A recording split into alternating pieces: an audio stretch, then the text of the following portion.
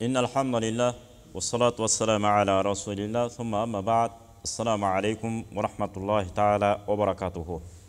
Allah Ta'alaga şükürçülük bolsun. Peygamber Muhammed sallallahu aleyhi ve sellem salavatına salamlar bolsun. Alt sanu zaman denebizge kanday müçö berilgen bolsa şonun bardygy öz milletlerinin atkarıp atkandygy üçin şükürdeşibiz gerek. Eng jönökö bir misal tamak aştın kanday türü bolbosun jep içip kayra öz ubagı menen ulu sözde uyat jok deyt. Aş kılıp bölök jaka getirgenge den soolugubuz, içki organdarыбыз жарактуу болуп аткандан кийин демек бизден өткөн бактылуу адам жок экен. Себеби кээ бири суроо берет да, бүт эле ишти кылайын деп эч эле болбой калып атат. Анан кайра суроо бересиң. Сүттү уйлардан алып сүтүн сатып көрдүңүзбү? Ет багытында койлор бар. Аларды багып семитип сатып көрдүңүзбү? Төл багытында койлор бар. Козусун төлдөтүп, козуларын сатып көрдүңүзбү? Жерлер бар. Жана болгарскилердин түрлөрү бар. Ошолорду тегип сатып көрдүңүз? Бири да жок да. Бирок жолум болбой атат дейт. Мына ошондуктан Кудайга тоо деш керек да негизи. Кудайга тоо деш керек. Жана Советтер Союзунун учурундагы 40-жылдагы нар жак бер жагы жана үркүнгө кеткен учурларыбыздын ата-бабаларыбыздын басып өткөн жолдорун көз алдыбыз менен мындай элестетип көрүшүбүз керек. Ошондон анан билебиз. Ошолордун бакчтардын тияна кыйналып, бияна кыйналып, нары да албастап, бери да албастап, ошолордун урпактары болгон биз эптеп калып калдык. Ошон үчүн ошо шүгүрдөшүбүз керек экен. Жок, дагы деле нааразы. Мына Швейцария. Банктын немеси, чордону, дүйнөлүк. Бүгүнкү күндө суицид аябай көп экен ошол жерде. Эмне мындай? Жашоо скучно болуп кетти. Мындай кызыктай болуп атабыз. Ошол жерге барса да баягы кыргыздар жандуу жүрөт экен да. Кандайсың анан, жакшысың, качан барасың? Жол, бир аш жебейлиби деп, кыскасы ошол эле 5 бармак жейлиби деп. Нарын жакталар болсо, талас жагып дабыр жеринде болсо. Кыскасы шаңдуу жүрөт дейт. Ошон үчүн бул да шүгүр экен. Баягы көчөлөрдө жана автобуста кетип атса, же беркинде трамвай, жана метро, сетрода кетип атса да бакылдап, шакылдап кетип аткан баягы кыргыздар дейт. Шабылдап. Аны жаман көрбөш керек экен, бул жандуулук да. Жакшы нерсе экен. Ичтеги эмоцияны сыртка чыгарып коюп, отура берет экен мындай шабылдап. Болгон ошол баягы көрө албастыкты, ичи таардыкты жоюш үчүн дайыма бир иш менен алектенишибиз керек экен. Же курулушчу болсоң, баягы кыргызда сөз бар. Ушунчалык чарчап калыптырмын, иш кыла берип, же окуй берип, же эмгектене берип. Тим эле союл менен жыга чапкандай сулап жатып калыптырмын деген сөз бар го бизде. Эрте менен намазга араң турдум деп. Ошончолук өзүбүздү занят кылып алсак, бир нерсе менен алектендирип алсак, Кудай буйруса ар кимге көз артканга, ар кимдин жашоосуна киришкенге да убактыбыз калбай калат экен. Ошон үчүн бир алым айтып атпайбы? Күнөө деле кылбай эле кой, тоо деле кылбай эле койчу депти да. Бир мындай жаны качайгандан айткан. Бирок канча да бар пендекемиз, көп жерден ката кетет экенбиз. Ошон үчүн эртели кеч тообо кылып турганыбыз өзүбүз үчүн жакшы. Biz ötkөндө тоонун аяттарын баарын айтып бүткөнбүз. Баягы эң мерчемдүү, эң токотер жерлерин. Башка да аяттар бар албетте. Эми биз хадиске киришебиз. Muttafaqun aleyh, İmam Bukhari, İmam Müslim'de rivayet kılan hadis. An Anas bin Malik el-Ansari, khadimi Resulillah sallallahu aleyhi ve sellem, قال Resulullah sallallahu aleyhi ve sellem, Lillahi afrahu bi tawbati abdihi min ahadikum sakata ala ba'irihi ve qad adallahu fi ardi fulatin. Allah Taala ушунчалык разы болуп кубанат, кандай эле төөнүн ээси ээн талаада төөсүн жоготуп бирип кайра таап алганда кандай разы болуп сүйүнөсүз. Пендеси Allah Taala айтат, пендем эгерде кетирген кемчилигинен өкүнүп, экинчи кайталабайм деп туруп тобо кылса, Алла Таала ошончолук ыраазы болуп биздин тобобузду эмне кылат? Кабыл кылам dedi. Демек, тобонун эшиги дайым ачык экен. Жаныбыз могу жерге келип калганга чейин каркара болуп. Ага чейин мүмкүнчүлүк бар. Бүтті ал, тозоку ал. Тозоку деп эле алдын ала жыйтып чарпабыз кээде, жок андай болбой калат. Эч кимге биз тозоку деп баа бере албайбыз. Анан Пайгамбар Мухаммад алейхиссаламдын бир дагы достоверный хадиси жок. Муну бир туура эмес кылса аны мушрик деп айт, муну фасык деп айт, муну таква деп айт. Ал сыртынан таква болуп көрүнгөн менен ичине ит өлүп калганды каяктан билесиз? Кээ бирөө ушунчалык таква, андай жок болуш керек деп ойлойсуз да, өзүңүздүн мечитиңизде, өз айылыңыздабы. Балким ичинде көп нерсе жатканды каяктан билесиз? Кээ бирөө мына жүргөнү менен, сыртынан ошентип жүргөнү менен ичи ушунчалык таквадыр. Каяктан билебиз? Ошон үчүн биз сен капыр, сен мушрик болдуң деп эч кимге айта албайбыз. Анда укук берилген эмес. Ыйманга биз аркылуу келбейт да, түздөн-түз Алла Тааланын өзүн ыйман келтирет. Ла илаха иллаллах Мухаммадур Расулуллах. Пайгамбарыбыздын ачык хадисте бар. Мен кала ла илаха иллаллах мухлисан дахалал жанна. Кимде ким ла илаха иллаллах деп жүрөгү менен ыйман келтирсе, бүттү. Ал бейишке кире турган болду дейт. Тозак аркылуу болсо дагы Кудай сактасын деп күнөөсүнө жараша. Баары бир ал бейишке чыгат деп. Ошондуктан биз эч кимди ла илаха иллаллах деп туруп анан кыбланы карап намаз окудубу? Ла илаха иллаллах жүрөгү менен айтып атабы? Бүттү. Аны биз капыр, сапыр, мушрик, сушрик дей албайбыз. Анда укук бизге берилген эмес. Аны мусулман катары кабыл алабы, капыр катары кабыл алабы, жараткандын өзүнүн иши ал. Биздин ишибиз кыйшайып калган болсо түзөп коюшубуз керек экен. Бир жерде дуалы кыйшайып калса, дуалың бирөө жарым басып калбасын, мен жардам берейин, ылайды ачып, илгеркидей. Мен эртең саат 10-го же 9-го келейин, ашар кылалы дегендей жардам бериш керек. Же болбосо бир ооруканага жатып калса, барып зыярат кылып коюшубуз керек. Ооруп аткан турбайсызбы? Ден соолугуңуз кандай? Акыбалыңыз кандай? Жакшы болуп калдыңызбы деп ал акыбалын сурап коелу. Балалуу болбой атса, мынерде туруп кошо ошол үчүн 2 рекет нафил намаз окуп коюңуз түндө тахажжудта. О жараткан Алла баланча деген зар какшап жүрөт ошол тууганым. Же ошол аксакал, орто жаштагы бир агаңыз, же иним, же бир мечиттеги баланча деген бир жамаатында бирөө бар эле. Ушул уулдуу, кыздуу боло албай жүрөт. О жараткан Алла ошого уул бер, кыз бер. Эл журтка кызмат кыла турган деп дуа кылып коюңуз. Кандай керемет. Биз эмне болот экенбиз? Кайра кошо ошол үчүн кыргызда сонун сөз бар. Бирөөнү бирөө жамандаган ушакчы эмес. Жамандалып жаткан сөздү башкаларга жеткирип барган ушакчы дейт го. Шарият китептеринде да айтылат. Мисалы, бул аксакал экөөбүз бир нерсени сүйлөшсөк, ушул жерде калып калса, бул ушак деп эсептелбейт. Качан экөөбүздүн сүйлөшкөн сөзүбүз элге жана элге жайылып кете турган болсо, ошондон ушакка айланат экен.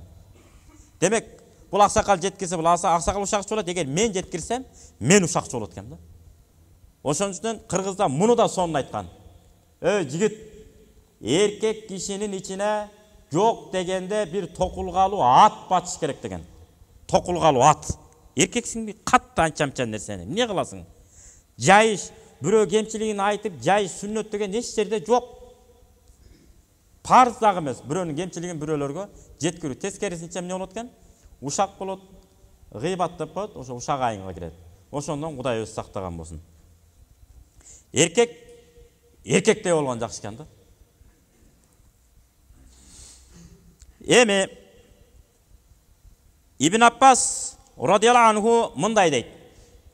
Лау анна ли ибн Адама вадиян мин захабин ахабба ан якуна лаху вадияни ولم يملأ فاه إلا التراب ويتوب الله على من تاب متفق عليه. İmam Bukhari, İmam Muslim rivayet kılıyorlar. İmam Bukhari, İmam Muslim rivayet kılıyorlar. Adam balası şunday, adam balası negizile şunday. Jalpı aytып атат эмне, her biri yüz emez, jalpı. Kimdin kokus bir örön, je bir koktu. Tolo altını bolsa, pende uşunday ekenbiz, dagı bir örön, je bolsa dagı bir koktu bir altının bolsa, deyt ekes. Aytalı, Кыргызстандын ичинде, Кыргыз Республикасынын ичинде, Кыргыз мамлекетинин ичинде номер 1 деген байлыкка бай адамдын катарына кирдиңиз. Калганы сизден кийин турат. Мете эки жагыңызга карайт экенсиз да. Ушу Казакстан, Өзбекстандын ичинен дагы биринчи орунга чыксам деп. Пенде экенбиз да. Анан дагы чыгып кетсеңиз ал жагынан дагы. Ушу СССР, СНГ боюнча мен алдыга чыксам деп. Анан ага жетсеңиз дагы ойлонот экенсиз. Ушу Tesla, Mesla, мына чыгаргандын автор демеси, негизөөчүсү, мына Кытайдагы жана Алибабалардан дагы ошолор менен мында кофе ичип, тең ата болуп, чайлашып отурсам ошолор дагы менден мындай консультация алып калса дегендей пенде экенбиз да. Дагы дейт экенбиз. Ошону айтып атат. Эгерде Кудай Таалам бир адамга бир кокту колот деп ата, кокту өрөөн. Ошончолук бир алтын жери болсо, дагы бир ошондой жер болсо дейт. Ошолордун оозун алтын жанача нерсе толтура албайт, бир гана топурак тойгузат аны деп. Топурак тойгузат экенбиз. Көр, мындайча айтканда. Өлгөндө анан токтойт экен да, айла жок. Ушу өлгөндүн ичинде да анча-мынча бир жумада бир жаса улам да өлбө жаным өлбө болуп жатат десе, аерде деле ниет кыла берет экенбиз да. Атаң көрүп кичине жакшы болуп кетсем, үчүнчүсүндө эптештере коет элем дейт экенбиз. Пенде экенбиз да. Үчүнчү коктуну. Анан кокус ошондой кыялга кирип алган болсок, ваятубуллах ала ман таба, кимде ким тооба кылган болсо, Кудай Таалам тообосун эмне кылат? Кечирет дептир. Кечирет. Эми Раваху Муслим, имам Муслим риваят кылган хадис бар. Ал хадис мындайча.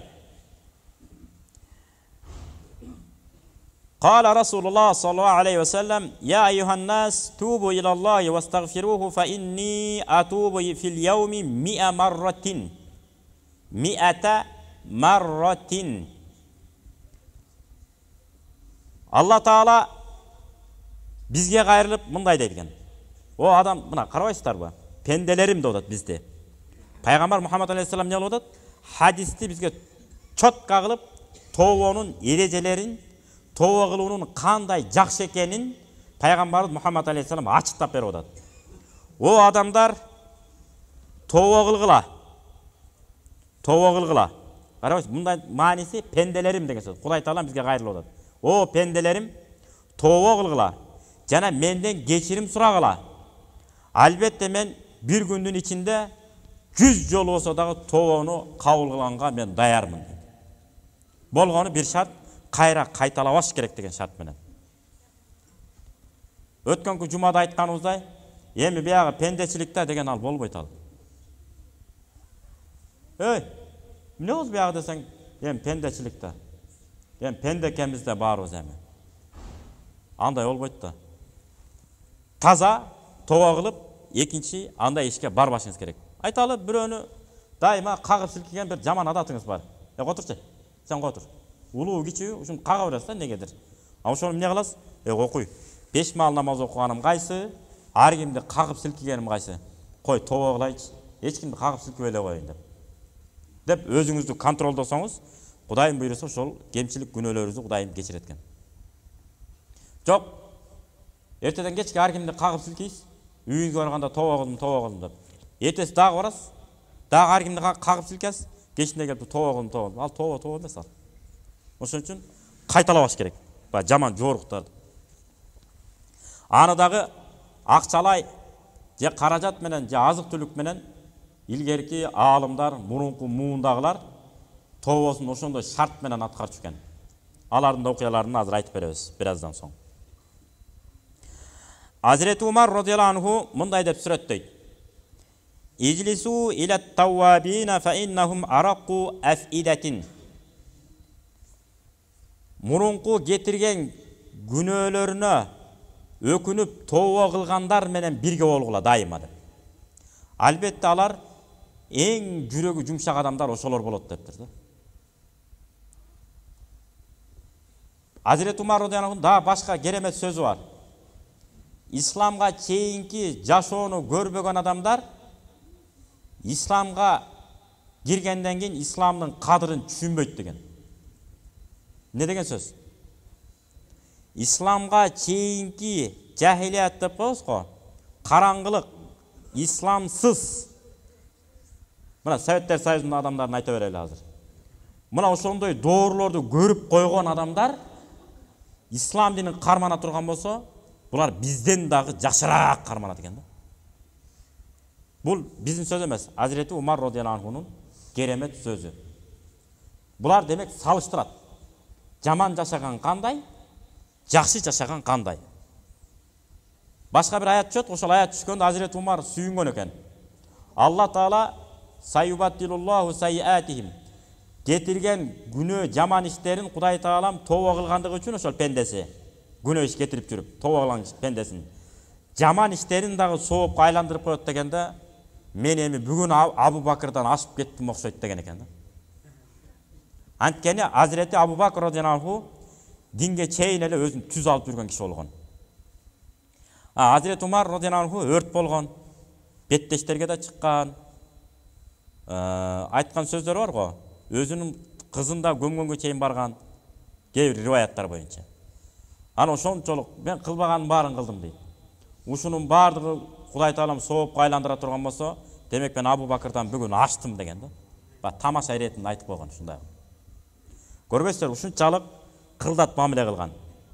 Эгерде исламга чейинки жашоону көрбөгөндөр кичине бир аз оомат келип калса, бейишке өзү эле кирип кетип атканда элестетип калышыңыз мүмкүн экен, өзүңүз. Бүттү мына кетсеңиз эле Фирдаус бейиштер ачык мындай эле. Сиз кирип кетип атасыз. Миңдеген адамдар шафаат кылып эле митип элечи. Киргиле, иншалла, машалла, кир. Сен кир. Мына иншалла деп элечи. Ошондо образга кирип алгандар бар экен. Бул акыйда, матуриди деп коет, биз акыйдабызда бул тыюу салынат.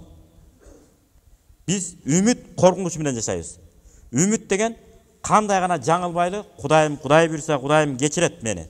Кудайым кечире көр деп эч качан үмүтсүздүккө түшүп кетпешибиз керек. Үмүтсүздүккө түшүп кетүү өзү күнөө. Эмне кыласыз? Кудайым күнөөмдү кечире көр дейсиз. Эгерде сизге Кудай Таалам илим берди, билим берди, аратырлык берди, байлык берди, бала чака берди, оомат берди, айтор бар жагынан берди, ошондо кайкалап калба деген сөз. Тахажжудка күнүнө туруп атасыз. Ошондо да эмне кыласыз? Кудайым, мен жаңылта көрбө мени. Ушу түз жолуңа мени адаштыра көрбө деп, ансыз да 5 мал намазда эмне деп сурап атабыз? Ихдинас сиратал мустаким деп атабыз. 5 мал намазыбызда. Ихдинас сиратал мустаким деген, пендем, күнүнө менде 5 мал намазыңда хидаят сурап тур. Хидаят сурап тур. Эртең адашып кетишиң мүмкүн деген сөз экен да бул. Этият бол деген сөз. Ошого Имам Газалидин окуясы бар эмеспи? Керемет окуясы. Ээн талага барып алып, ибадатын кылып, өзүнчө, кожо көрсүн, эл көрсүн болуп калбасын деп. Ибадатын кылып, зикирин чалып отурса, нарактан бир нур пайда болот экен, нур. Ошол нурдан ичинен үн чыгат. Жалалиддин, Имам Газали, Имам Газали. Сенин мурдагы жана кийинки күнөөлөрүң кечирилди деген. Нур болот атпайбы? Азыр да айткандар көп, WhatsApp-ма жазып турат. Байке, мен бир мечитте намаз окуп атсам, мечиттин үстүнөн бир нур түштү, эмне кылайын деп. Бул мындай ойлоялык эмеспи дегендей кылыпчы. Ушундай бир башкача жоромол деп атат да. Анан ошол сыяктуу Имам Газалиге бир нур келип атат. Нур келип туруп, атайын азгырат экен. Имам Газали, сен мурунку жана кийинки күнөөлөрүң кечирилди. Сенен болду эми, жетиштиң дегенде. Эмне дейт? Мурдагы Абу Бакыр, Умар, Усман, Алилердин күнөөсү кечирилбей эле. Менин күнөөм кечирилип калыптырбы? Шайтан муну дейт. Дегенде жана экинчи кайра орусча айтканда повторный үн чыгат экен кайра. Имам Газали, баары бир аалымсың да аалымсың. Карачы, илимдүүлүгүңөн сен мага азгырылбай койдуң. Эптеп азгырайын дедим эле десе, экинчи попытка караңыз, азгыруу үчүн. Десе, жанагы Имам Газали айткан, жок, жаңыласың. Мен илимим менен сактанган жерим жок. Алла Тааланын райымы менен дейт. Алла Тааланын мээрими менен ушул нерсеге мен жетишип атам деп турду. Құдай Таала мага мүмкүнчүлүк бербесе, мен кыйындыгыма буга жетпейт болчумун дейт. Дегенде ошондон кийин жанагы шайтан жоголгон экен таптакыр. Анысыңары түндө тахажжуд окуп атканыңызда нур түшүп кетсе, неме образга кирип кетмей жок экен. Этияттаңыздар. Күнөөң кечирил деген үн чыкса дагы маани бербеңиздер. Болушу мүмкүн да ар кандай экен да. Көбүнчө илимди терең албагандарды ушундай кылат экен. Көбүнчө образга кирип эле дуаларыңыз кабыл болуп аткандай эле бир болуп эле бирдемке боло бересиз да өзүңүзчө эле. Андай трансқа кирип кеткендерди көп көрдүк. Этиятташ керек. Ошон үчүн Азирети Али радияллаху жана башка сахабалар таквалык дегенди кандай түшүнөсүң десе, Алла Таала тыюу салган нерседен так кесе тыйылып, буйруган нерсеге так кесе аткарган болсо, мана ушу таквалыктын туу чокусу деп. Ушул негизи. Эми Ибн Аббас радияллаху анху мындай деген экен, тобону сүрөттөө боюнча. Ат-таубатун насух, кабыл болгон тоба ушундай, чыныгы тоба.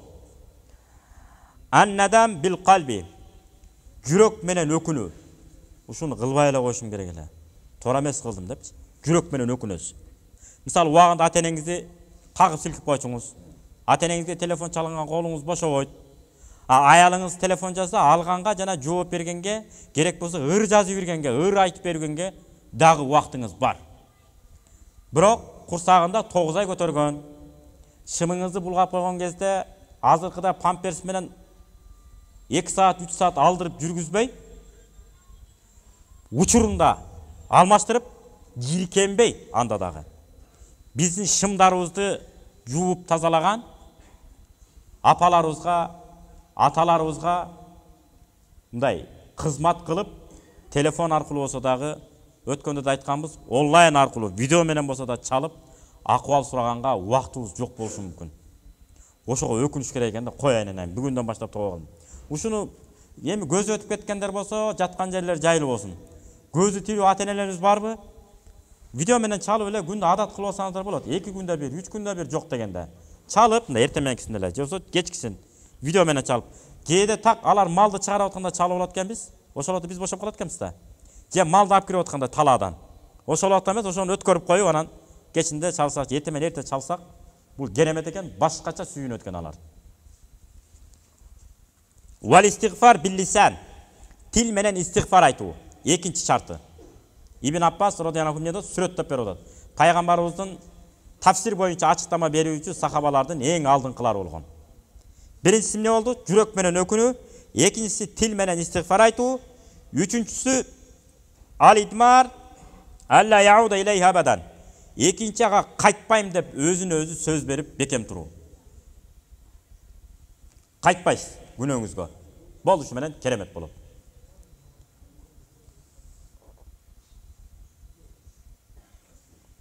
Имам Мужахид рахматуллахи алейхи митип айтыптыр тоба боюнча. Мен лам ятуб иза амса ва иза асбаха. Кимде ким аман эсен таңды аттырса, же болбосо аман эсен кеч киргизсе, таң аткандан кеч киргенче жүрдү. Бирок күнөө кылбагандай өзүн алып жүрүп алган болсо, фахуа миназ залимин, ал залымдардын катарында болот дептир да. Каяктан билесиз күнөө кылган кылбаганыңызды? Кээ бир бар экен да, мен күнөө деле кылган жокмун го, жашнакай эле жүрөм го деген ушундай эле бар го. Мен эмнеге намаз окушум керек дегендей. Күнөө кылбасам деп. Күнөөнө жалаң, күнөө намаз окуганда жалаң күнөө кылгандар, эптеп күнөөсүн кетириш үчүн окуп атат деген сыяктуу түшүнүккө барып алгандар да бар дем. Алар деле биздин туугандар эми. Барып түшүндүрүп, ой, ата-энең сени 9 ай көтөргөндүгү үчүн, коңшу колоңдун балким акысын бербей атасың, акыбал сурап, өзүң жыргап жылкынын этин, топоздун этин, кийиктин этин, жана башка адал эттерди жеп отурасың. Кошунан каяктан билесиң? Эт эмес, нан дараң жеп аткандыр. Ошондо акысын бербесек, бул да күнөө деген сыяктуу бир жакшы нерселерди айтышыбыз керек.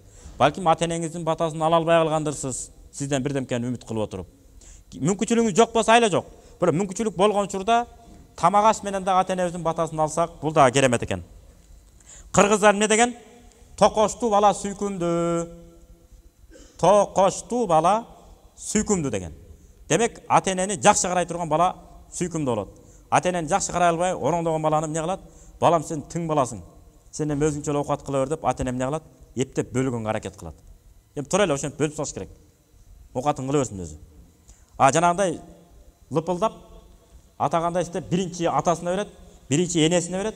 Анан биз баштайбыз дей тургандай, ата энебиз толук чай ичип бүтмөйүнчө биз бата кылып туруп кетпешибиз керек. Мына биздин керемет салттарыбыз ушул.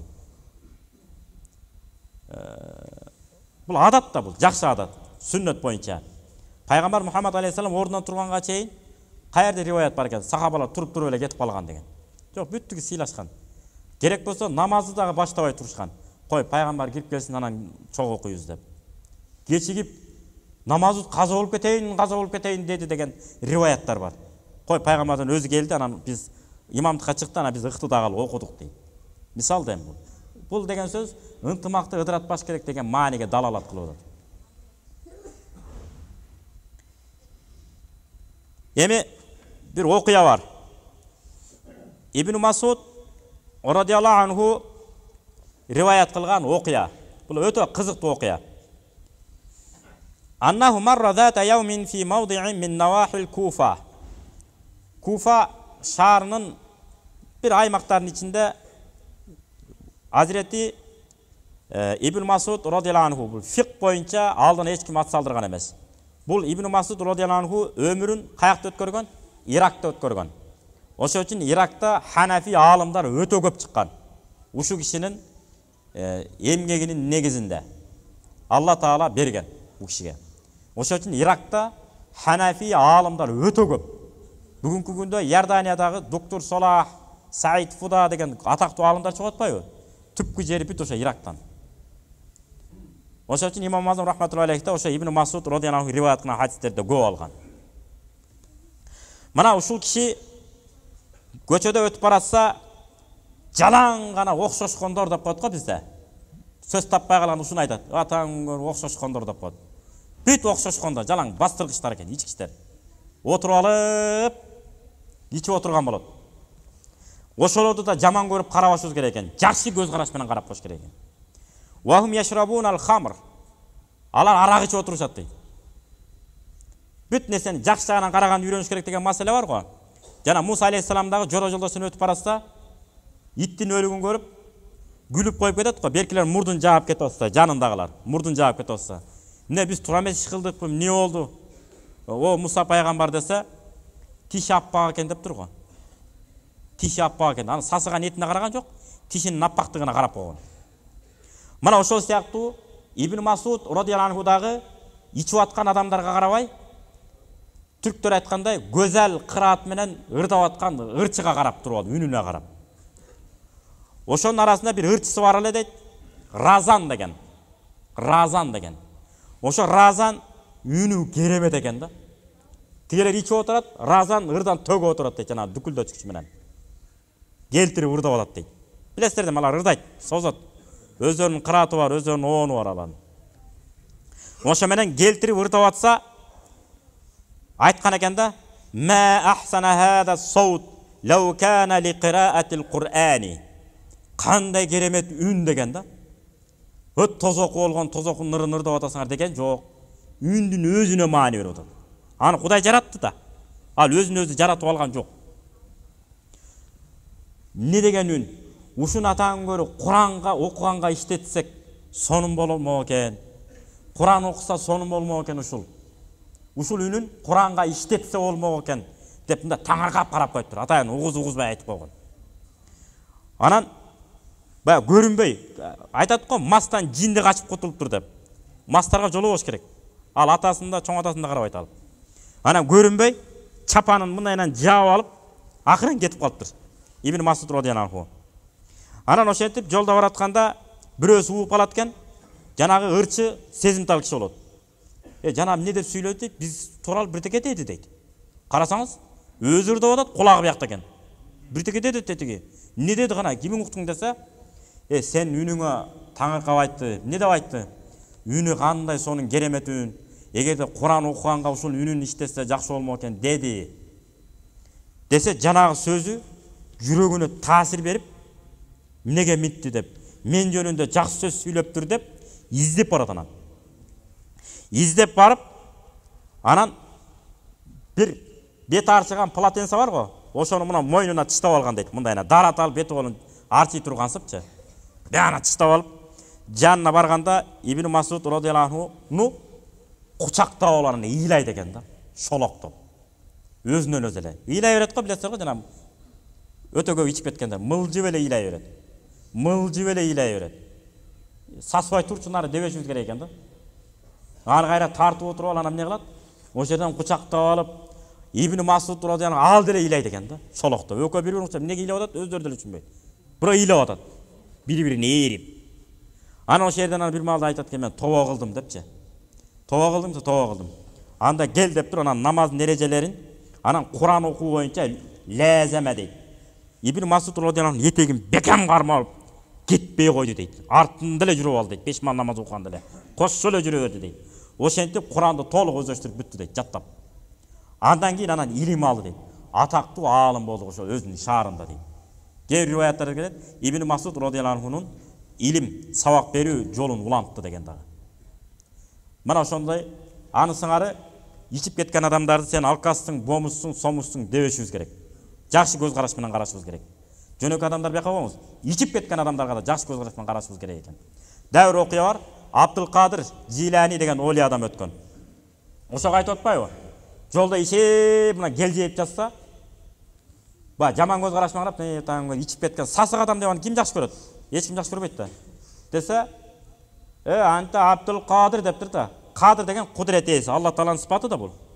Сен кудурет ээсинин кулусуңбу деген маани да. Ооба дейт. Десе, хуал кадир деп жооп берет. Кудурет ээси тигил дейт. Эртеңки күнү Кудай Таалам кааласа деп мына келжей айтып отур да. Маста. Сени менин ордума, мени сенин ордуңа апарып коюшу мүмкүн дейт. Алдан караба мени дептир да. Ана, ошол жерден ана өңүрө ыйлайт экен жана Абдулкадыр. Тобо кылдым деп апарып, ана алдагы каныккан аалым болот кийин. Амин. Жараткан Алла бардыгыбыздын күнөөлөрүбүздү кечирген болсун. Ар бир адамды караганда олиядай, ушу Алла Тааланын эң сүйүктүү пендеси мага караганда ушул болсо керек дей тургандай сезим менен жашай турган баам парасат эс берсин бизге Кудай Таалам. Жана Азирети Умар радияллаху анху айткандай, пайгамбардын үммөтү бардыгы бейишке кирет, бирөө бар ошол тозокко кирип калышы мүмкүн десе, ошол мен болуп калбасам экен дей тургандай жоопкерчилик менен айткан экен. Bizde de ошондой сезим болушун Кудай Таалам насип кылган болсун. Ва саллаллаху таала Мухаммад ва аля алихи ажмаин. Ибн Аббас радияллаху айткандай, дуа кылсаңар колуңарды ичи менен дуа кылгыла, арты менен дуа кылбагыла. Дуа кылып бүткөндөн ичи менен сүртүп койгула деген пайгамбарыбыздын таптаставерни хадисине таянып, бетибизге сүрүп бата тилеп кетебиз Кудайдан. Амин. Аллаху акбар. Ассаламу алейкум ва рахматуллахи ва баракатух.